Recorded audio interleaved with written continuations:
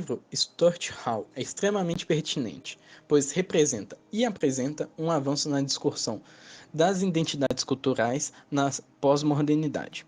As velhas identidades que por tanto tempo estabilizaram o mundo social estão em declínio. Novas identidades estão surgindo, deixando o indivíduo moderno fragmentado. O propósito do livro é explorar algumas das questões sobre a identidade cultural na modernidade tardia e avaliar se existe uma crise de identidade, em que consiste essa crise e em que direção ela está indo. Ao desenvolver seus argumentos, o autor introduz certas complexidades e examina alguns aspectos contraditórios que a noção de descentração do sujeito em sua forma mais simplificada desconsidera. Estruturou a organização do livro em 6 partes. A primeira parte, a identidade em questão, trata-se de 3 concepções de identidade: a do sujeito iluminista, individualista, a do sujeito sociológico, interracionalista e do sujeito pós-moderno, que efetiva a celebração móvel, nas palavras do autor. Nessa parte do livro, o autor nos faz refletir sobre a questão: o que muda de um extremo ao outro? A resposta indica que há uma condição de permanência, que a certeza e a continuidade são condições que se desmancham no ar nesses tempos pós-modernos. Nascida em 1932, Stuart Hall cresceu em Kingston, na capital da Jamaica. De família negra de classe média, Stuart era filho de Herman Hall, primeiro negro do país a ocupar um cargo de chefia na United Fruit Company, e de Jesse Hall, que possuía antepassados brancos. Stuart era descendente de escoceses, de escravos africanos e de judeus portugueses. Ele estudou na Jamaica College, um colégio inglês clássico de destaque na Jamaica, enquanto se aliava à luta contra o colonialismo e pela independência da Jamaica.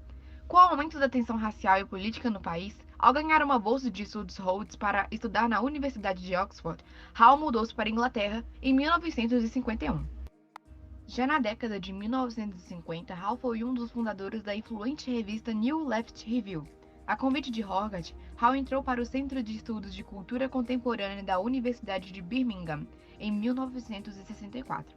Mais tarde, Hall deixou o centro em 1979 para se tornar um professor de sociologia na Open University, da qual se aposenta em 1997, tornando-se professor emérito.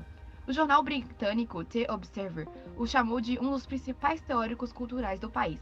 Ele foi casado com Catherine Hall, feminista e professora de História Britânica Moderna na University College London. Infelizmente, Stuart veio a falecer em 10 de fevereiro de 2014 em Londres, Reino Unido, aos 82 anos. O livro tem como propósito apresentar algumas questões de identidade cultural, contemplando os conceitos de sujeito e identidade do período da modernidade até a pós-modernidade. O livro analisa a possível existência de uma crise de identidade, investigando os caminhos percorridos por essa crise e propondo novos olhares para a temática da identidade. O primeiro capítulo, intitulado A Identidade em Questão, introduz a temática do livro. Inicia-se sinalizando as concepções de identidade que permeiam o sujeito desde o iluminismo. A partir de seus estudos, Stuart Hall distingue 3 concepções de identidade do ser humano: o sujeito do iluminismo, que é o indivíduo centrado e dotado de capacidade de razão; o sujeito sociológico, presente no mundo moderno e que não é independente, uma vez que se forma pela relação que estabelece com os outros; e o sujeito pós-moderno, o qual não possui uma identidade fixa, promovendo assim esse debate em torno da crise de identidade. Sendo assim, a partir dessas provocações e desses questionamentos, Stuart Hall elabora o segundo capítulo do livro, que é intitulado Nascimento e Morte do Sujeito Moderno. Nele, o autor aborda a forma como o sujeito entra na modernidade e como se despede desse período. Ele caracteriza o sujeito do início da modernidade como um ser individualista, que traz consigo requisitos de outros períodos, como o humanismo e o renascimento, em que o homem era o centro do universo. Além do iluminismo, momento em que o foco encontrava-se mais no homem racional e científico. Entretanto, a sociedade moderna acabou se tornando mais complexa, coletiva e social, já que a transformação em nível econômico e político fez com que o ser humano também modificasse sua identidade, passando a ser visto mais como um ser definido dentro do interior das novas estruturas da sociedade. Dessa forma, originou-se um sujeito sociológico que estabelece sua identidade por meio de relações que ele mesmo constrói, sendo esse sujeito central do tempo moderno. O descentramento do sujeito sociológico ocorre em virtude de 5 avanços citados pelo autor. As tradições do pensamento marxista, que trouxeram à tona diferentes interpretações do trabalho de Marx e suscitaram contradições de questionamento sobre a posição do sujeito na sociedade. A descoberta do inconsciente por Freud, que defende a identidade como algo móvel, formada por processos conscientes e inconscientes do sujeito. O trabalho da linguista Ferdinand de Saussure, que afirma que não somos autores de afirmações que fazemos, uma vez que toda afirmação carrega ecos dos nossos significados e muitos outros, pois o que dizemos tem um antes e um depois.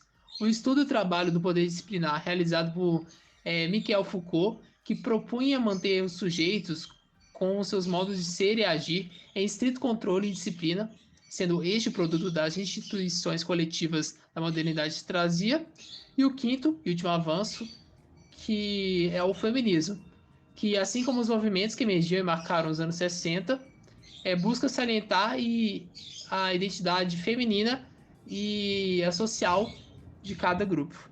Estes, o feminismo se destaca, já que tende a questionar a posição da mulher na sociedade, proporcionou críticas e reflexões em torno de identidades sexuais de gênero.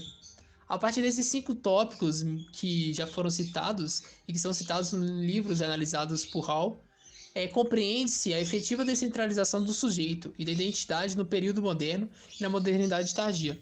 Após essa interessante análise das mudanças nos conceitos da sociedade e identidade, o autor ele acaba nos desafiando a pensar sobre a identidade cultural nacional e seus deslocamentos ocasionados pela globalização. Vou fazer agora uma conclusão com citações e vai ser uma reflexão que vai permear o capítulo 3, 4 e 5 do livro. Aqui a gente vai remontar um cenário crítico em torno das noções de identidade nacional, que na verdade a gente que constrói elas e nós as representamos. Para o autor, o inglês, por exemplo, tem suas características nacionais e a gente pode citar várias coisas como representação em torno dessa identidade nacional, definindo padrões, símbolos, línguas e modos de pensar e de agir. Esse é um comportamento de uma cultura específica e, entretanto, essa identidade do inglês ela não é única e nem exclusiva.